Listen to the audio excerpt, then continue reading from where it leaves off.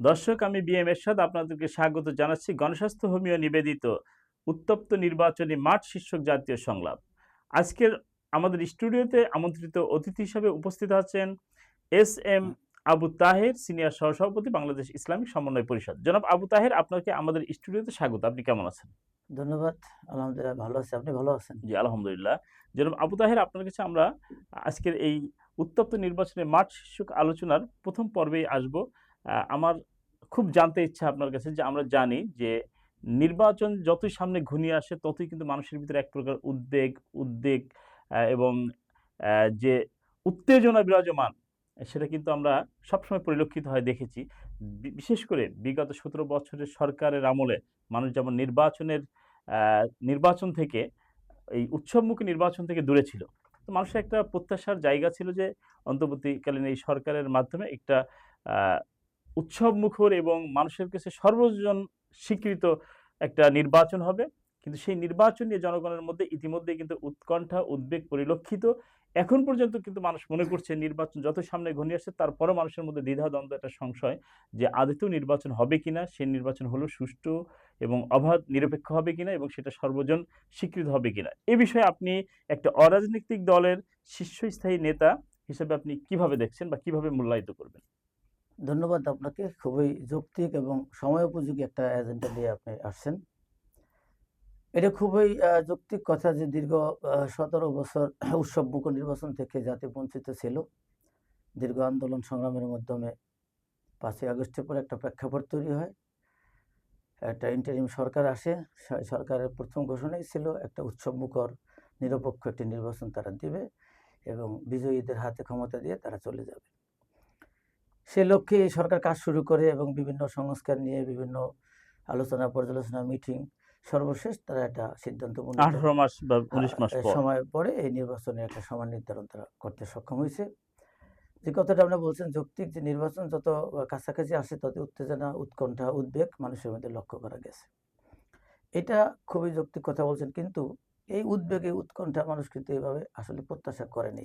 কারণ দীর্ঘদিন সময় আন্দোলন সংগ্রামে যে দলগুলো এখন নির্বাচনে অংশগ্রহণ করছে, বলতে গেলে সবাই একই প্ল্যাটফর্মে একই দাবি দেওয়া নিয়ে তারা দীর্ঘ আন্দোলন সংগ্রাম করছে এবং তাদের ভিতরে একটা সহনশীল অবস্থান, বড় জায়গায় ছিল যে একটা অবাধ, সুষ্ঠু, সর্বজন স্বীকৃত একটা নির্বাচন হবে, এবং সেই নির্বাচনকেই কেন্দ্র করে কিন্তু আমাদের বিপ্লব বা আন্দোলন যেটাই বলেন সেটা ছিল নির্বাচনকে কেন্দ্র করে। সুন্দর কথা বলছেন। এই নির্বাচন ঠিক মতো হতো না, মানুষের ভোটাধিকার ছিল না বলেই তো এই আন্দোলনের সূত্রপাত। অধিকার বঞ্চিত হয়েছে, এই কারণেই একটা প্রচলন ছিল কিন্তু কথা, যে দিনের ভোট রাতে বিভিন্ন অভিযোগ ছিল। মানে অটো নির্বাচন হয়েছে, দিনের ভোট রাতে দেবী নির্বাচন হয়েছে, এরকম নির্বাচন নিয়ে হাজারো কথা ছিল। যার কারণে মানুষের ভিতরে একটা হতাশা থেকে কিন্তু এই আন্দোলনের সূত্রপাত হয়েছে। কিন্তু এখন কথা হলো, সেই পরিবর্তনের পরে কেন আমরা উদ্বেগ উৎকণ্ঠার মধ্যে থাকবো? এটা হলো প্রশ্ন। এটা যৌক্তিক কথাই বলছে। সেটাই আমি বলতেছিলাম যে এটা আমরা আশা করিনি। যে আমাদের সহানুভূতি যেভাবে আমাদের ছিল, সহনশীলতা যেভাবে রাজনৈতিক দলগুলোর মধ্যে ছিল, আমরা প্রত্যাশা করছিলাম, জাতি প্রত্যাশা করছিল যে ওই সহনশীলতার ভিতরেই নির্বাচনটা হবে। জনগণ যাকে পছন্দ করে, যৌক্তিক যোগ্য মনে করে তাকে নির্বাচিত করবে, তারা রাষ্ট্র পরিচালনা করবে। কিন্তু আমরা কি দেখলাম? ইতিমধ্যে আমরা দেখলাম বিভিন্ন জায়গায় সহিংস ঘটনা অলরেডি শুরু হয়ে গেছে। এই ২-৩ দিন আগে শ্রীভোট দিতে একজন ক্যান্ডিডেটের পক্ষের এক লোক অলরেডি মারাই গেছে। আপনার কথার রেশ ধরে কিন্তু আমাকে আরেকটা কথা টানতে হচ্ছে, যেহেতু আপনি বলছেন যে এই যে গত 2 দিন আগে যে কথা বলছেন, এবং আপনি দেখেন যে আমরা জুলাই বিপ্লবের মধ্য দিয়ে একটা স্বতঃস্ফূর্ত জনগণের এবং ছাত্রদের আন্দোলনের মধ্য দিয়ে কিন্তু একটা বৈপ্লবিক পরিবর্তনের সরকার গঠন করেছে, অন্তর্বর্তী সরকার। শীর্ষস্থানীয় যারা নেতৃত্ব দিয়েছিলেন, এবং আমরা ইনকিলাব মঞ্চের যাকে মুখপাত্র বলি, একজন টকবকে তরুণ প্রতিবাদী, ঠিক তফসিল ঘোষণার একদিন পরেই কিন্তু নির্মমভাবে তাকে গুলি করে হত্যা করা হয়েছে। সেটা তো হৃদয় রক্তক্ষরণায়, সারা বাংলাদেশের কোটি জনতার হৃদয় রক্তক্ষরণায় ওসমান বিন হাদির জন্য। এবং তিনি ইনকিলাব মঞ্চের শুধু মুখপাত্র নয়, উনি বাংলাদেশের মাজলুম জনতার একটা কণ্ঠস্বর ছিল এবং ওনার কণ্ঠের মাধ্যমে কোটি মানুষের কণ্ঠ কিন্তু প্রতিধ্বনিত হইত। হাজার লক্ষ কোটি মানুষের পক্ষে উনি দাবি দেওয়া তুলতেন এবং ওনার ইনসাফের পক্ষে উনি সবসময় কথা বলে গেছেন। এখন দুঃখজনক হলেও সত্য যে উনি বলছেন যে যদি আমি মারাও যাই তবু যেন আমার হত্যার বিচারটা যেন হয়। এটা ওনার একটা, আমি মারা যাবো এটা নিয়ে আমি শঙ্কিত না, কিন্তু আমার বিচারটা যেন হয়, তাহলে মানুষ আরো আমাদের মতো প্রতিবাদী হইতে সাহস পাবে। কিন্তু আমরা কি দেখলাম? সেই বিচারের জন্য তার ইনকালাম মঞ্চ, এতদিন বিভিন্ন বুদ্ধিজীবী মহল, সাংবাদিক সবাই কিন্তু সোচ্চার ছিল। তারা আন্দোলন সংগ্রাম দাবি দেওয়া করে আসছিল, এখন কিন্তু কিন্তু আলোচনায় এখন নেই, পর্যন্ত কিন্তু এই ওই বিচারের কিন্তু এখন আমরা কোনো কিছু কিছুই ওইভাবে দেখতে পাচ্ছি না। দেখতে আর পাচ্ছি না, মাঝখান দিয়ে নির্বাচনের ডামাডোলের কারণে সেই দাবি দেওয়াটা কিছুটা হলেও ঢাকা পড়ে গেছে। ধামাচাপা পড়ে গেছে। কিন্তু আপনার আচ্ছা, মাধ্যমে আমি গভর্নমেন্টের কাছে এই দাবিটা আবার উত্থাপন করব, যেন নিরপেক্ষ তদন্তের মাধ্যমে ওসমান বিন হাদির অন্তত বিচার হোক। হত্যার বিচারটা হয়, জাতি যেন এটা দেখতে পারে। আর যে কথা বলছিলাম যে আমাদের সহিংসতা উত্তপ্ত যে নির্বাচনটা, সেটি আমি শেষ করতে চাইছিলাম যে আসলে এটা আমরা প্রত্যাশা করি নাই। যেভাবে অলরেডি বিভিন্ন জায়গায় মারামারি কাটাকাটি অলরেডি শুরু হয়েছে, এখন আমরা আশঙ্কা করছি যে নির্বাচন যত ঘনিয়ে আসবে এই প্রতিহিংসা আরো কোন বেড়ে দিকে যাবে। যায়, কত মানুষ আবার হতাহতের শিকার হয়, কিন্তু এটা আমরা আশা বা প্রত্যাশা করি নাই। আমরা সবাই সহনশীল থাকবো, মানে ধৈর্য। নিরাপত্তা নিয়েও মানুষের ভিতরে এক প্রকার উদ্বিগ্ন লক্ষ্য উদ্বিগ্ন করা যাচ্ছে। আছে, এখানে প্রশ্নও আছে, কিন্তু গভর্নমেন্ট বারবারই বলে আসছে যে আমরা নিরাপত্তা দিব, কিন্তু মানুষের ভিতরে হতাশা কিন্তু এখনো কাটছে না। এটা আপনি এইভাবে যে হতাশার কথা বলছিলেন সেখানে আমি আরেকটু এড করি।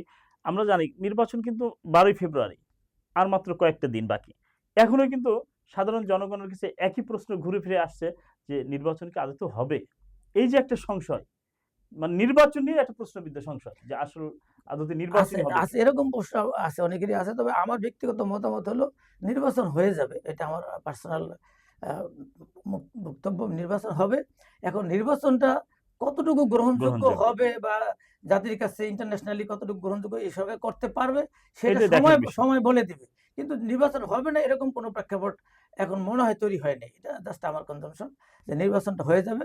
তবে আমরা আশানুরূপ শান্তিপূর্ণ নির্বাচন দেখতে পারি কিনা এই সংশয় কিন্তু রয়েই যাচ্ছে। রয়েই যাচ্ছে। জি, আপনাকে অসংখ্য ধন্যবাদ। আপনি একটা অরাজনৈতিক দলের শীর্ষস্থানীয় নেতা, বাংলাদেশ ইসলামী সমন্বয় পরিষদ। সবসময় মজলুম এবং নির্যাতিত নিপীড়িত মানুষের পক্ষে আপনারা কাজ করছেন। তো আমরা জানি নির্বাচনের আগেও আপনারা চেষ্টা করেছেন যে বিভিন্ন সুশীল সমাজের লোকগুলোকে নিয়ে কিভাবে একত্রিত করে একটা সুন্দর সুষ্ঠু নির্বাচন জাতিকে উপহার দেওয়া যায় এবং একটা বৃহত্তর ঐক্যের মধ্য দিয়ে।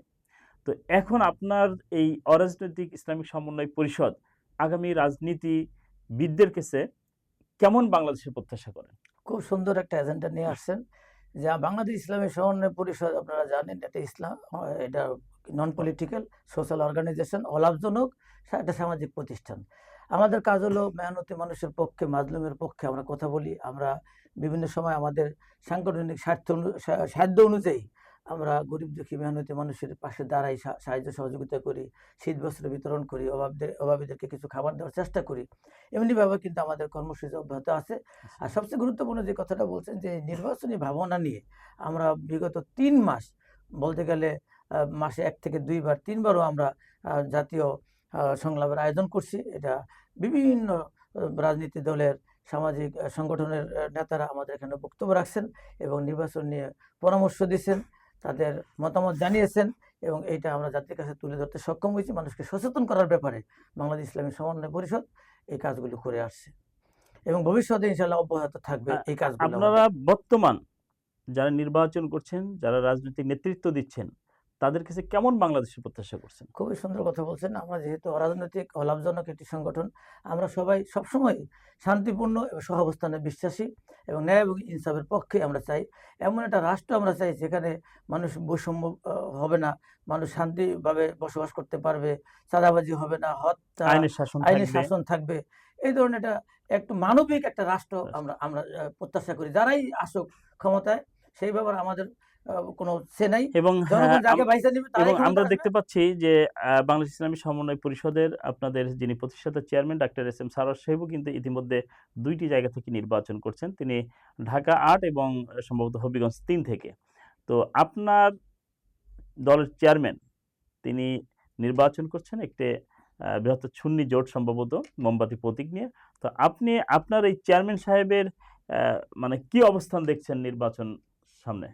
হ্যাঁ, খুবই ভালো একটা প্রশ্ন করছেন। যেহেতু বাংলাদেশ ইসলামী সমন্বয় পরিষদ অরাজনৈতিক এবং অলাভজনক একটা প্রতিষ্ঠান, কিন্তু আমাদের নীতিমালার মধ্যে আছে যে যার দল সে করতে পারবে, কিন্তু ইসলামিক সমন্বয় পরিষদ পরিষদ একটা সকলের অরাজনৈতিক অলাভজনক প্রতিষ্ঠান এবং সকলের জন্য সকলের জন্য। উন্মুক্ত। এটা কে এবং আসবে? এটাও সত্য, সেটা বলে দিতেই হয় মিডিয়াতে। কারণ হচ্ছে আপনাদের এই ইসলামী সমন্বয় পরিষদের মধ্যে বিএনপির লোক আছে, জামাতের লোক আছে, জাতীয় পার্টির লোক আছে এবং আরো অন্যান্য দলের লোক আছে। মানে এক কথায় যে ইসলামী সমন্বয় পরিষদ সকলের জন্য মুক্ত। সুন্দর কথা বলছেন। এই জন্য ইসলামী সমন্বয় পরিষদ অরাজনৈতিক প্ল্যাটফর্ম, কিন্তু কেউ যদি কোনো রাজনীতি দলের সাথে থাকে সেখানে আমাদের কোনো বাধা নেই। সেই সূত্র ধরে বলবো যার যে যার ব্যক্তিগত যে বিষয়। ব্যক্তিগত ব্যাপার, সেই সূত্র ধরেই বলবো যে বাংলাদেশ ইসলামী সমন্বয় পরিষদের আমাদের প্রতিষ্ঠাতা সভাপতি সম্মানিত এস.এম. ডাক্তার সরোয়ার ভাই, ইনি একটা সংগঠনের সাথে আছেন, উনি সুন্নি জোটের সাথে আছেন, মোমবাতি মার্কেটে নির্বাচন করছেন ঢাকা ৮-এ এবং হবিগঞ্জ সম্ভবত ৩-এ নির্বাচন করছেন। তো আমরা ওনার ব্যাপারে যতটুকু খোঁজখবর নিছি যে উনি হবিগঞ্জ ৩-এ আলহামদুলিল্লাহ খুব ভালো একটা আগে আছে। অবস্থানে আছে এবং কন্টেস্টে আছে। আমরাও প্রত্যাশা করি যেন উনি আমাদের একটা ভালো রেজাল্ট উনি দিতে পারে। জি, জনাব এস.এম. আবু তাহের সাহেব, আপনি আপনার মূল্যবান সময় আমাদের স্টুডিও দেওয়ার জন্য আপনাকে অসংখ্য ধন্যবাদ। আপনাকেও ধন্যবাদ আমাকে সময় দেওয়ার জন্য। দর্শক, এতক্ষণ দেখছিলেন গণস্বাস্থ্য হোমিও নিবেদিত উত্তপ্ত নির্বাচনী মাঠ শীর্ষক জাতীয় সংলাপ। আজকের অতিথি হিসাবে উপস্থিত ছিলেন স্টুডিওতে জনাব এস.এম. আবু তাহের, বাংলা ইসলামী সমন্বয় পরিষদ সিনিয়র সহসভাপতি। যেখান থেকে আমাদের আজকের এই অনুষ্ঠান দেখছেন, শুনছেন, তারা প্রত্যেকেই ভালো থাকুন, সুস্থ থাকুন এবং এসবিটিভির সঙ্গে থাকুন। ধন্যবাদ।